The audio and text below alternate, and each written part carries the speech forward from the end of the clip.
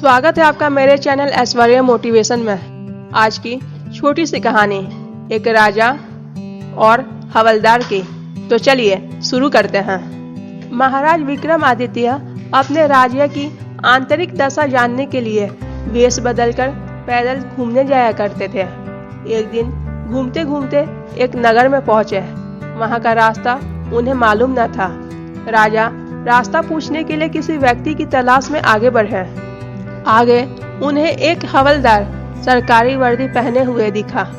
राजा ने उसके पास जाकर पूछा, महोदय, कृपया करके मुझे वालिया स्थान जाने का रास्ता बताएं। इस पर हवलदार ने अकड़ कर कहा, मूर्ख, तू देखता नहीं मैं हकीम हूँ।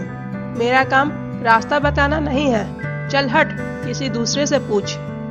नम्रता से पूछा, महोदय, यदि सरकारी आदमी भी किसी यात्री को रास्ता बता दे तो कोई हर्ष तो नहीं? खैर, मैं किसी दूसरे से पूछ लूंगा, पर आप इतना तो बता दीजिए कि आप किस पद पर काम करते हैं। हवलदार ने अकड़ दिखाते हुए कहा, अंधा है क्या? मेरी वर्दी को देखकर पहचानता नहीं कि मैं कौन हूँ? राजा ने कहा, शायद आप पुलिस के सिपाही हैं। हवलदार ने कहा, नहीं नहीं, उससे ऊंचा। तब क्या नायक है?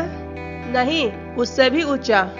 अच्छा, तो आप हवलदार हैं। इस पर हवलदार ने कहा, अब तू जान गया कि मैं कौन हूँ, पर यह तो बता, इतनी पूछताछ करने का तेरा क्या मतलब और तू कौन है?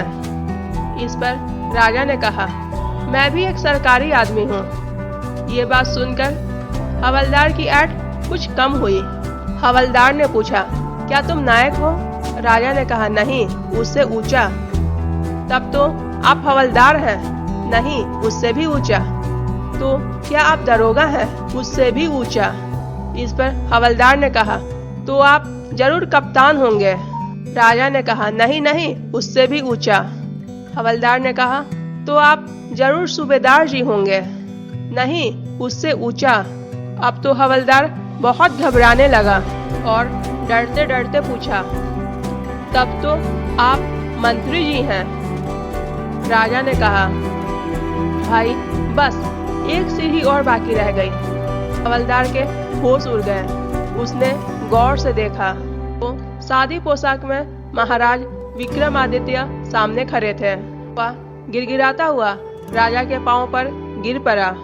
अपने अपराधों की माफी मांगने लगा। राजा ने कहा, माफी मांगने की कोई बात नहीं है।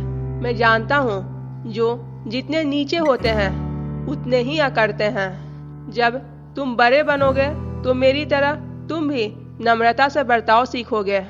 जो जितना ऊंचा है वह उतना ही सहनशील एवं नम्र होता है, और जो जितना नीच एवं ओछा होता है वह उतना ही ऐठा रहता है।